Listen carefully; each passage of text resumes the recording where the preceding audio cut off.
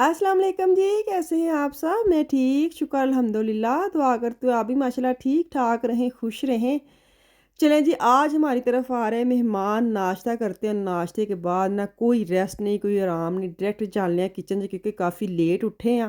जी मैं आज ना मेहमान आ रहे हैं, मैं बनाने लगी हूँ आलू गोश्त। पहले बनाने लगी हूँ, प्रेशर लगाने लगी। अच्छा, किसी ने कहना है कि गोश्त जो है ना उसको आप पिघला लें, तो मैंने ना क्या किया है कि इसको जब धोते हैं ना, लाते हैं मार्केट से वाश करके, इसको पहले ड्राई करते हैं, फिर इसके पैकेट बनाते हैं। क्योंकि ਹੁਣ ਰੋਜ਼ ਤੁਸੀਂ ਮਾਰਕੀਟਾਂ 'ਚੋਂ ਨਹੀਂ ਨਾ ਜਾ ਕੇ ਗੋਸ਼ਤ ਲਿਆ ਸਕਦੇ।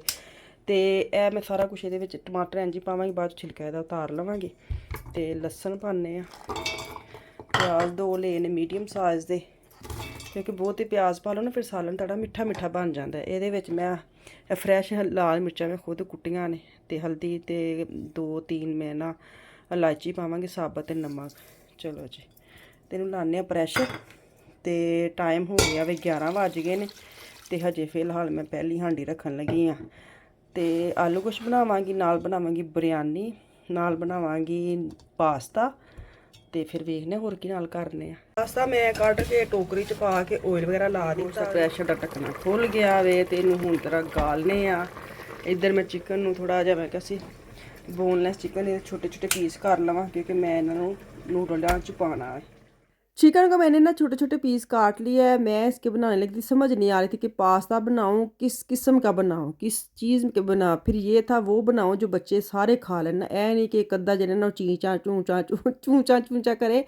वो बनाती जो सारे खा लेते। तो ये फिर मैं सब्जियां और चिकन और जो फ्रेश क्रीम कह लें, शलाक्सा ने कह लें, वो डाल के ना वो मैं बनाने लगी हूँ। लेकिन क्या करूँगी, एंड पे मैं ना इनके ऊपर चीज़ डाल के ना इसके ऊपर ढक्कन नहीं दूंगी, मैं रखूँगी ओवन में, ताकि वो एक ट्रे सी जो होती है ना वो अच्छी सी बन जाए, ताकि मेज़ पे जाकर ना बच्चे ज़रा खुशगवार मूड में हो जाए।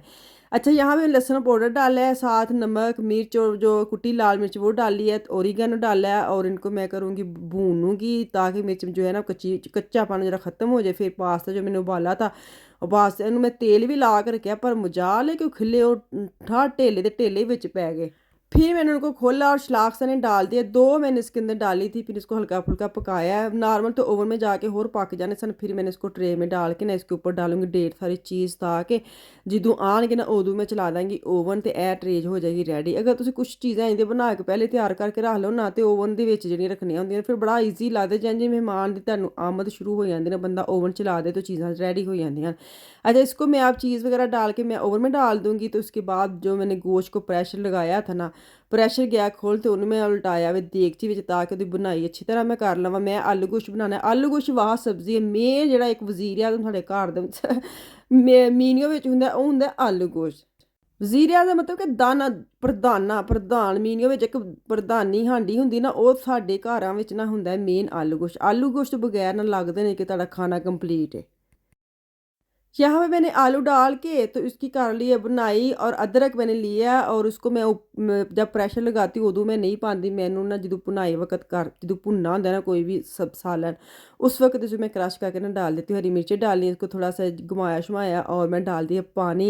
और जब मेहमान आएंगे तब इसको खोलूँगी। साथ मैंने बुलाया तो पुलाव, चिकन पुलाव मैंने बिरयानी बोला था, फिर लेट हो गया प्रोग्राम, तो मैंने कहा नहीं, मेरे लिए ईजी जो रहता है ना वो है चिकन पुलाव। दिल था मेरा कि बिरयानी का मसाला रख लूँगी, चावल उबाल के, तो जब आएंगे ना फिर उनको मिक्स करके उनकी तय लगा लूँगी। लेकिन मैंने फिर पुलाव को अहमियत दी, क्योंकि मैंने खुद पुलाव पसंद है। मसला है कि जेड़ी चीज़ साढ़ा ध्यान जाता है, क्योंकि पुलाव मेरे बच्चे सब खा लेते हैं, शाफिया भी खा लेती शौक से, सारा खा लेते हैं, लेकिन बिरयानी में ना सिर्फ मेरे मियाँ और मैं ही खाती हूँ।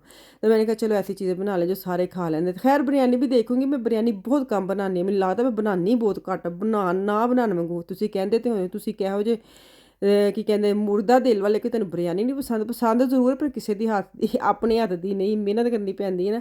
खैर यहाँ पे जो ना खाना वगैरह लग गया, बच्चे खाना शाना खा खू के इधर बातें शातें करके काफ़ी देर हम बैठे रहे हैं, और फिर ऊपर चले गए। और बाद में आई है चाय में लिए मैंने मिठाई, गाजर का हलवा बनाया था वो लाई हूँ, चाय पी है। और लेट नाइट जो है ना हमने देखना था बिग बॉस के साथ। तो फिर किन्नू तो एक जोड़ है ना, ये किन्नुआ तो बगैर तुम बिग बॉस या अपनी मर्जी की कोई चीज़ अगर देखनी है ना, ਉਹਦੇ ਕਿੰਨੂ ਜਾਂ ਮਾਲਟਿਆਂ ਦਾ ਸੀਜ਼ਨ है, फिर एक अपना ही मज़ा है।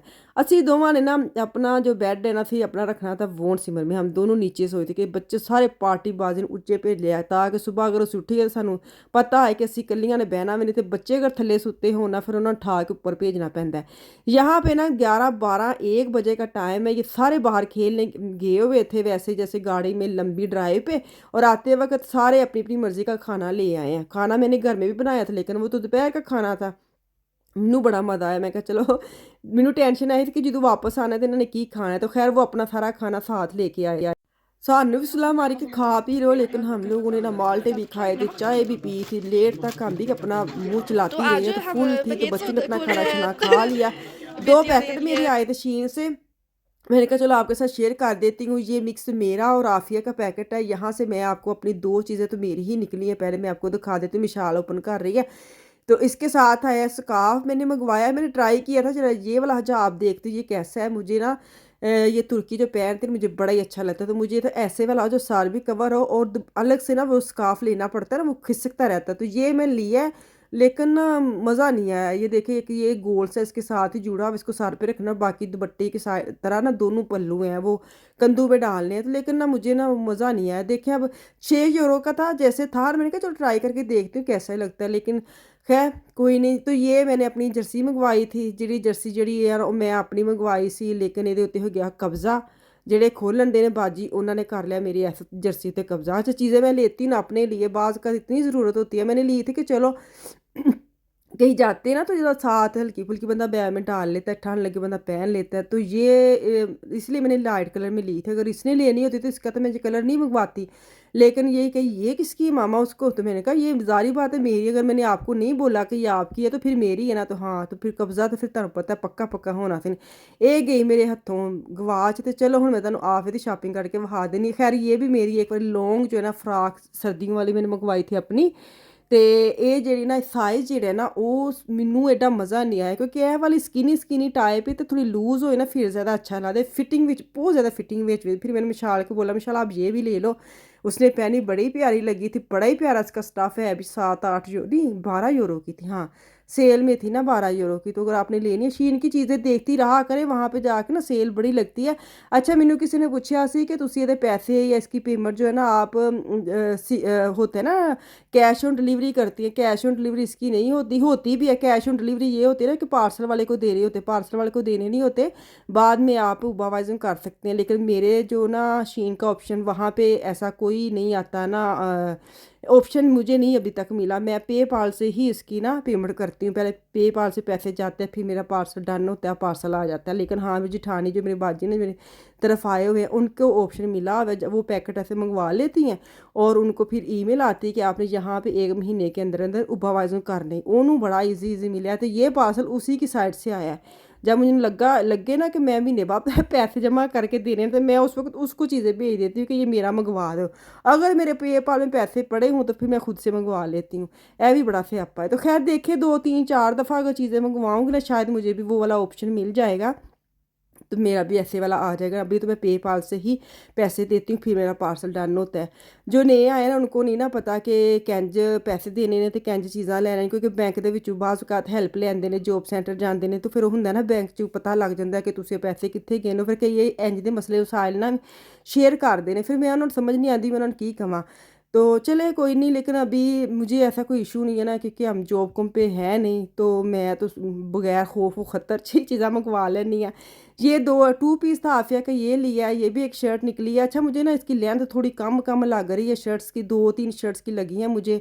तो चलो कोई नहीं, मैं कहा जीन्स वगैरह नाल पाइयां जाणगियां, हुण की करिए ना, स्कूल विच ते पा ही लैणगे। छुट्टियां तो बाद स्कूल खुलने सन ਉਹਦੇ ਲਈ मैं मंगवा लिया सी, क्योंकि पहले ਜਿਹੜੇ ਸਨ ਉਹ तकरीबन शिफॉन टाइप ਦੇ स्टफ ਵਿੱਚ ਦੇ ਕੱਪੜੇ ਸਨ, ਤੇ ਹੁਣ ठंड बड़ी आ गई, मैंने थोड़े गर्म स्टफ च मैं मंगवा लैनी आ। तो 3 इसके मैं ट्राउज़र मंगवाए हैं, 4-5 इसकी जर्सी हैं, ये भी इसकी शर्ट्स निकली है। 3 जुड़े हुए मैंने 10 के 11 रखे इसके ट्राउज़र निकले थे, बड़ी प्यारी सी स्टफ में वो भी ट्राउज़र निकलने है ना। तो कपड़े तो बड़े अच्छे निकलते हैं, इसलिए मेरे बार-बार इत्थों पार्सल आंदे ने ते मैं मंगवा लेनी, मैनू ईज़ी लगदा बजाए कि मैं खज्जल खराब खवार होवां मार्केटां 'ਚ ਜਾ ਕੇ, ਕਿਉਂਕਿ ਮਾਰਕੀਟ 'ਚ ਜਾ ਕੇ ਫਾਇਦਾ ਕੋਈ ਨਹੀਂ, ਜਿੰਨੀ ਮਹਿੰਗਾਈ ਹੈ ਨਾ ਕੁਛ ਲੱਭਦਾ ਤਾਂ ਹੈ ਕੋਈ ਨਹੀਂ, ਜਿਹੜੀ ਤੁਸੀਂ ਚੀਜ਼ ਲੈਣ ਜਾਂਦੇ ਹੋ ਉਹ ਰਹਿ ਜਾਂਦੀ, ਬਾਕੀ ਅਸੀਂ ਇੱਧਰੋਂ ਉੱਧਰੋਂ ਐਵੇਂ ਚੀਜ਼ਾਂ ਚੁੱਕ ਕੇ ਨਾ ਲੈ ਆਈਦੀਆਂ ਨੇ, ਤਾਂ ਫਜ਼ੂਲ ਪੈਸੇ ਲੱਗ ਜਾਂਦੇ ਨੇ। ਇਹ ਵੇਖੋ 3 ਸਟੋਕਰ ਨੇ, ਗ੍ਰੇ, ਗ੍ਰੀਨ ਤੇ ਬਲੈਕ 3 ਟਰਾਊਜ਼ਰ ਇਹਦੇ ਮੈਂ ਮੰਗਵਾਏ ਨੇ 12 ਯੂਰੋ ਦੇ, ਜਿਹੜੇ ਹੁਣੇ ਪਾਏਗੀ ਘਰ ਪਾ ਲਏ, ਸਕੂਲ ਪਾ ਲਏ ਤੇ ਬੈਸਟ ਵੇ। ਤੇ ਚਲੋ ਜੀ, ਤੁਹਾਨੂੰ ਮੇਰੀ ਵੀਡੀਓ ਪਸੰਦ ਆਈ ਤੇ ਲਾਈਕ ਤੇ ਸ਼ੇਅਰ ਤੇ ਸਬਸਕ੍ਰਾਈਬ ਜ਼ਰੂਰ ਕਰਿਆ ਕਰੋ ਮੇਰੇ ਚੈਨਲ ਨੂੰ। ਮੈਂ ਕਹਿੰਦੀ ਨਹੀਂ ਹੈ ਤੇ ਤੁਸੀਂ ਆ ਵੀ ਨਹੀਂ ਕਰਦੇ, ਤੇ ਮੈਨੂੰ ਦਵੋ ਇਜਾਜ਼ਤ, ਵਾਪਸ ਆਉਂਗੀ ਕੱਲ। ਅੱਲਾ ਹਾਫਿਜ਼।